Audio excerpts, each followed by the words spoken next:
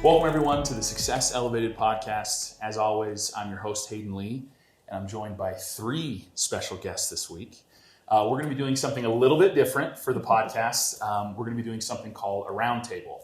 So for this episode, what we wanted to do is have some other members of our team here at Spot On Solutions come on and talk about some interesting topics that we think would be good to discuss with our audience. So I'm just going to pass it on down the line here to introduce yourselves, what you do here at Spot On Solutions, and then we're going to dive right into our conversation. So go ahead. All right, I'm first, I guess. So my name is Melissa, and I work at Spot On Solutions, obviously. I have a variety of clients that I do PPC with, and then I also do a lot of social media management and quite a few other little things here and there. So Yeah. lots of fun little things, but that's the main thing that I do. A little bit of everything. Yeah. Love it. A Okay. little bit of everything. My name is Sierra. I am a graphic designer here at Spot On Solutions, and I also, like Melissa, kind of do a little bit of everything.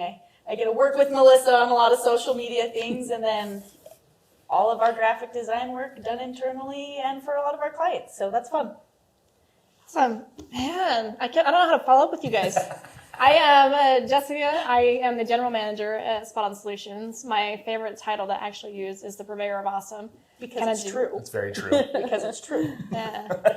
I do a little bit of everything, and I work with these three every day. Awesome. Well, I'm super excited for this conversation. It's going to be a very casual conversation, which is typical to all the podcasts that I host. We're going to be talking about a couple of cool subjects that are very, I think, critical for a lot of our clients to have. We're going to be talking about the importance of a brand guide and kind of what that is, as well as establishing your brand through Google My Business, Google Business Profile, whatever the new Google term for it is currently. So we're going to be talking about a couple different things, but that's what I wanted to dive right in. So I think I'm going to start with Sierra. I'm going to harass Sierra first, but we're all going to kind of pitch in and talk a little bit about it. Just because you've been reworking Spot On Solutions brand guide recently. So talk to us, give us the Webster's Dictionary definition of what is a brand guide. The Webster's Dictionary version. Okay, well, it's basically kind of an instruction manual for how we want to portray our brand, right? And so that's something that we've been working on as a company is we have a brand in place, but we don't have a brand guide and we don't have a way to communicate that through everybody internally and even externally. A brand guide is usually a digital format that you can send to whether it's like printers or something to somebody else that's not in the business, that doesn't know who we are, that you could essentially send that to them and they have a roadmap of exactly who you are, what you do, how you sound when you talk to your customers, how to use your logo, what kind of pictures to use, and it takes the whole company, it gives it a brand and it keeps it cohesive across every platform. You hit it right on the head. From what I've seen with my conversations with clients, like the importance of, we don't necessarily outline their entire brand guide like you've been doing for Spot On Solutions, but in kind of a nutshell, what I try to establish when I'm first meeting with a client is like, okay, what is your voice? Like, who are you as a business? And, we have business owners that are veterans, or maybe they have employees that are veterans. And so they're like, hey, I really want to, we're veteran owned and operated, right? Like that's a part of their voice, a part of their brand. Well, and it's so important to have the voice because that's how they talk to their customers or that's how they talk to their clients. 100%. And if you and I are talking to different clients with a different voice, we're representing kind of two different things. Totally. And it's just not on the same page. And when you have a cohesiveness, the nice thing about it is you set the tone to build some trust because regardless of where somebody goes or sees your content, they know who Spot On Solutions is deep down. Like you've just kind of started. It's like a secret handshake, kind of under the table. Gotcha. You can build trust based off of having a cohesiveness and a brand guide. Love that. And we're using those brand guides every step of the way, right? So if we have a full client that's coming on and doing every service, we've got website, SEO, PPC, social media. We use that brand coloring and voice and logos and everything that goes into it to design that website, to design display ads, to design their posts and the content that goes out there. So. Yeah, it's huge. I'm going to throw you, Melissa, and Jessica a slight curveball here. Just a curveball question. You both have been here longer than Sierra and I here at Spot On Solutions. So I wanted to kind of pick your brains a little bit about like how has our voice here at Spot On Solutions changed since even when you started here? Jess, you were, I guess, the first official employee hire at Spot On Solutions. So like, how has the brand and voice changed over the years since you guys started working here? You want to go first? Well, we did start pretty small, but I think the overall voice and the intent of what we want to do is we've always been about helping people grow. Yeah. They're either themselves or their business. And the people that we've brought in have kind of fit into that goal, that culture, that theme. Those are so they share the same values. So we've been able to keep the same values throughout the last 10 years. Our voice has changed a little bit. Sometimes we use Derek's voice, which is, a little more humorous, but we always have that expert, like everyone that the way we talk is like, we understand what you're going through. We have that connection, and we really try to be genuine. And I think that stuck with us the entire way. That's cool. Yeah. I feel like we've tried to nail down our voice a couple different times. And I think the difference with what we're doing right now with the brand guide is that it's just going to be so much more universal. I think we've gone into ruts where we're like, we're just going to post this kind of content, and then that's like all we do. Right. And we need to have a voice that encompasses so much more than just a blog post or a website. So you hit at something I think that a lot of people miss that. Well, and we've mistakenly done it in the past. We're like, hey, we want to post this type of content or do this type of thing right now. And we get really into like the mode of like, okay, the next 3-4 months, we're going to be doing this thing. And then we get to the end of that and we're like, is this really us? Like, is this pigeonhole? Yeah. Pigeonhole But I think ourselves. the brand guide helps us like, hey, as long as the content fits with our brand, it doesn't matter what the content is. As long as it fits with the brand and our values, which if, the values have never really changed. The brand, our voice might slightly be adjusted, but the values of who we are and what we try to do has always been the same. So like if maybe for me, that's a bigger shift than it seems like for everybody else. But like for me, it's like, it doesn't matter what the content is. As long as it fits in with the brand, it doesn't need to have a theme or it doesn't need to be, hey, for this next quarter, we're really going to push this type of content. It doesn't matter what the content is or what platform it's on, as long as it fits in with the brand, I think. As long as it's Spot On Solutions or whatever your company is, it'll match and it'll work. Yeah. And another thing that's kind of interesting, I mean, I am the newest employee, but going over our voice and things with Katie and Derek is the voice very much so has been a person. It's been Derek. Derek has been the voice of the company. And that's something that we have put a lot of thought into our discussions with Katie and Derek as we discuss that voice, is because we're going from a like person-driven voice to the company-driven voice. Yeah. And so there is a difference between those two. There's not necessarily a right and a wrong, though. Right. And I think a lot of smaller businesses where the business is themselves or maybe themselves and like a couple other people, like it's probably going to continue to be that. But I think still having some kind of consistency so that your employees know how to talk about the business and how to Absolutely. that your employees are going to be out in the community. Maybe that, they might not necessarily be at a marketing event, but maybe they go to their kid's baseball game or something, right? And they should have an idea of how to talk about the place that they work at. And they should understand like, okay, these are our values. This is what we believe. This is what we're trying to do. Like if they understand kind of those basic things, it's going to push your business and your voice that much further. So yeah, Jess, you going to say? We had a brand meeting, what was it, a couple of days ago? And the thing that I thought was really fascinating about it is they posed the question, do you know why our logo is the way it is? Like, do you understand the concept behind the life preserver that we have? And like, never really thought about it until we brought this up. So the idea behind the life preserver is like, we help our clients when they're drowning. Yeah. Like you're drowning, you're in a tough situation. We're going to be the life preserver to help you get out of it. Yep. But the thought is, have we ever actually portrayed that in our voice? Right. It's talked about in our logo, like it's the big O in the middle of SOS, but like, is it ever actually talked about in social media or with our it's one of those things that's kind of, interpreted, because the question was asked to me is if I knew what the life preserver meant. Yeah. I was like, well, I don't know. I've got an idea, but people I've know what never it's heard the for. story. Yeah. And so to like really break it down and be like, okay, this is exactly, you get to the why behind it all. Yeah. And totally. that's kind of your driving force when you create this brand guide is how are you going to encompass your why for your company and how you benefit your clients and your customers. You hit it right at the end. I think another crucial part of like a brand guide is also identifying who your audience is, like who you're actually trying to market to.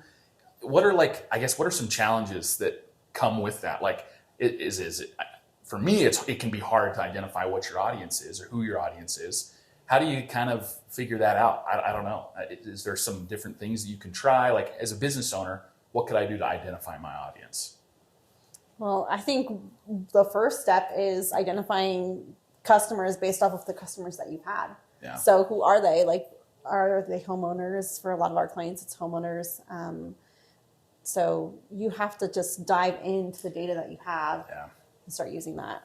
Totally. Because you do have data, whether you know it or not. Yeah. Right. And I think it helps us as a marketing agency, helps us do our jobs better. I always like to throw out the phrase, like, it's easy for us to market for awesome companies. Like, and if you're an awesome company, like, it's going to make our job easy to do. And I think part of being an awesome company is like knowing who your audience is. And so, it might just be something as simple as like digging through your past sales and being like, okay, so we typically sell to, like, maybe you're a carpet cleaner. Okay, we typically sell to homeowners that have kids at home, or, I don't know, that are 20 miles within our, business, office. Like, identifying some of those metrics, those demographics can help you better understand, this is our audience, this is how we should speak to them, like all of those things.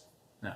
So, identifying your audience for me goes hand in hand with like a brand guide. Like, you've got, it's great to understand your voice, but also understanding like how you communicate that voice to your and that's clients, what that is you've got to know how to customers. communicate yourself to the people that are going to be listening. Yeah. I mean, because you can communicate about yourself all you want. It's whether or not somebody's listening that's going to make or break you as a business or a company. Totally. Yeah, I think you really need to, when you're looking at your audience, look past just demographics like age and income and what they own. Yeah. And kind of find out, if I were in their shoes, what emotions trigger? What do they need? What's the value they're going to get from what I'm bringing, and what am I selling? Is it matching this person and what they need? Emotions are a great tool to use in marketing, honestly. Well, and that's I think it can be missed. It is often missed. It's missed in marketing, right? Like in social media posts and stuff like that. Like, I think we get too often in the habit of like very robotic, I don't know. The funniest social media accounts that I follow aren't necessarily like a comedy account, if that makes sense. Like for example, I follow like the NFL on Instagram. They make funny posts all the time. And the NFL is like not a funny organization, right? Like, it's a football organization where they like focus on like winning football games, right? Like, it's very competitive. Right, but they've identified, hey, our audience is, X, Y, and Z. They're looking to be entertained. They're 28-year-old men that find humor like this funny. So let's appeal to that emotion and let's like post about it, and it gets more engagement. It gets people. I don't know. It seems, it's probably a pretty dumb analogy, but for me that seems like how you can better understand your audience. So, an additional piece to that. So we've been talking a lot about brand guide, and I think it ties hand in hand with the next thing that we wanted to talk about, which is it's now called Google Business Profile. Used to be called Google My Business. A huge part of your brand is how people find you on the internet, and a big part of that is like getting your brand out there on like a map listing, like Google Maps. And it's so crucial to have a Google Business Profile. Melissa, you have a lot of clients that have Google Business Profiles that you work with and help them on. What is a Google Business Profile, and kind of why is it important, do you think? Okay, so I love Google Business Profiles because, first off, they're free. It's like everybody needs to have one of these things. They're absolutely free. So basically, it's going to be like a little listing that shows up in search or in maps. And so you probably know what it is already. You just don't know what it's called. Yeah. So a common way you would see one is if you search for restaurant, right? You're searching for like barbecue near me or barbecue something. Food near me. Yeah. Those listings that come up with the map that show the different businesses, those are those Google Business Profiles. So they have a lot of really great information. You can chock them full with information like your hours. For restaurants, you can do menus, your services, your products, descriptions. You can put photos on there. Right. You can post like it's a social media yeah. account. Yeah. Yeah, so they're really important because when people are searching on the internet, you have this free opportunity to show up. Yep. So it's different from ads. Biggest difference is it's free versus you're going to pay something if you have an ad. And it shows up depending on what you search and where you're searching from. So Totally. Jess, any additions to that? Like why in your mind do we need to put such a big emphasis on like a Google business profile? And it's more real estate. Yeah, Right? totally. So there's several programs that actually rely on Google Business Profile. Like if you've ever heard of local service ads, Yeah. you have to have a verified Google Business Profile that has reviews in order to be able to run those ads. And it's a huge Google Business Profile is directly attached to Google reviews. I mean, it gives you your authority, your customers get a place to go give a voice on how you're doing, and then you have a response to engage and build that relationship and get more clients from it. Most people, I think over 80% of people, when they are looking for a service, they're going to go check out your reviews and reputation Totally. to see if you're valuable. Totally. Like, and it's so tied, I think it's missed a lot, but it's so tied to like hyper local situations, right? Like because it's a map listing, if you're close to someone, so you have an updated profile, you've got good reviews there, you've got your address there, your hours, all that stuff. If you're the closest person to that person searching, like you're going to show up higher. So like it's so crucial, especially in a hyper local situation, to have an updated business profile. You're actively using it, you're responding to reviews, all of those things so that people see you and you show up at the top of the list. Like that's, for me, yeah, when I talk to clients all the time, like it's a free tool, like you have to have it. Like it's, we kind of take it for granted as a marketing agency that like, oh, you've already got a Google Business Profile, right? And some of my clients are like, what is that? And it's like, how do you not have this thing, right? Like you've got to have it. It's so critically important because it's tied to maps and everything else. Like it's such a big piece of what you're trying to do. So kind of tying in the brand guide, Sierra, I know you don't have as much experience with like business profile and managing that per se, but why do you think it's, or maybe not the why, but how can a business communicate its voice through something like a Google Maps listing?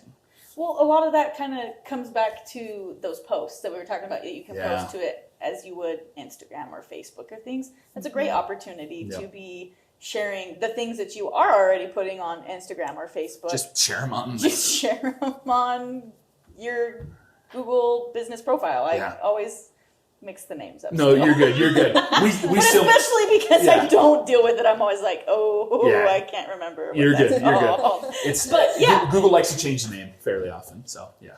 But when you're communicating that other places, I mean, and again, it's just another free way to do it, and in a way has benefits that it's not a social media because it's straight to Google. It's Yep. like already in the search engine. I mean, Yep. it's right there for people to find it.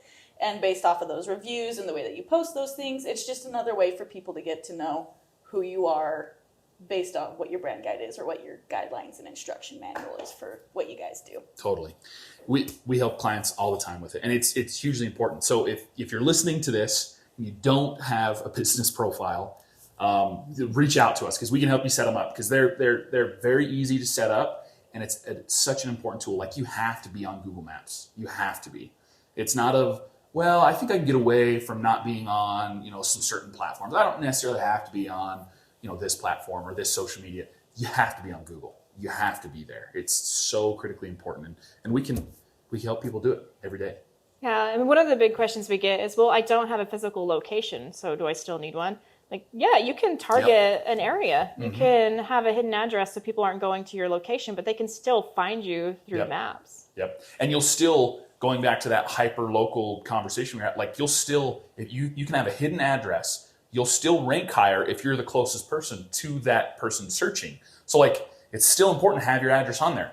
A lot of the clients that we service are like restoration contractors. They help with water damage issues. They don't have like a storefront that people are showing up to, but you've got to have your address there so that you can rank better than your competitors if somebody's a mile down the road from you, you want to be showing up in the number one spot, not your competitor that's 5 miles down the road or 10 miles down the road. You want to be that first call if you're that close to that person. So you've got to have that stuff there. It's so important. So any big changes? I know that the names changed. We talked about that. But Melissa, any other changes that like our clients should be aware of or that people should be aware of that are in the future or maybe right now they should be aware of with like Google Business Profile? The biggest change that I have seen is they're getting rid of the app. So Okay. you won't be able to use the app anymore. I don't think a lot of people We're using were it. using Yeah. it. I know I wasn't using it. Yeah. I don't think any of my clients were using it. But the other big thing is before you had kind of like this little dashboard that you'd log into to Right. get to it. And that dashboard's not going to be there anymore. At this point where they're still kind of rolling it out, you can still get into your dashboard. And then when you click to edit it, it'll take you to the search results. And on the search results, it's going to pull up your listing. And then on the side where you would normally see like ads and things, you're going to see all these like little management widgets where you can edit your listing and all that stuff. So you're going to, when you go to make changes, you could actually just search for your listing, just search your company name and the city, and it should bring up your listing and you can edit it right there. Perfect. Yeah, I think that's, in theory, it should be easier because you don't have to log into a dashboard. Like if you are attached to that business and you already have that login, you should just be able to search for your business name and make edits right there on the search results Yeah, page. it'll be attached to your Google account. So Yeah. people are always, whether they know it or not, they're usually logged into their Google account when they're on the internet and on that like Google Chrome or Google search. And so it'll just automatically recognize that. So It's awesome. Okay, well, I want to kind of wrap up, but what I'm going to do is I'm going to throw everybody another curveball. So no pressure here. Again, we're a very casual situation here. But what I'm going to do, just to kind of wrap up, I typically ask people that come onto the podcast, I ask kind of the 3 rapid fire questions at the end. I'm not going to ask you 3 rapid fire questions. I'm going to ask you each one question though. Okay, so I'm going to start with Jess. We're going to work our way this way. Jess, what if you could sum up our conversation here? You don't necessarily have to do that, but if you want to tell our clients or our listeners the most important thing in your eyes about the brand guide or Google Business Profile, what's one thing you would tell them?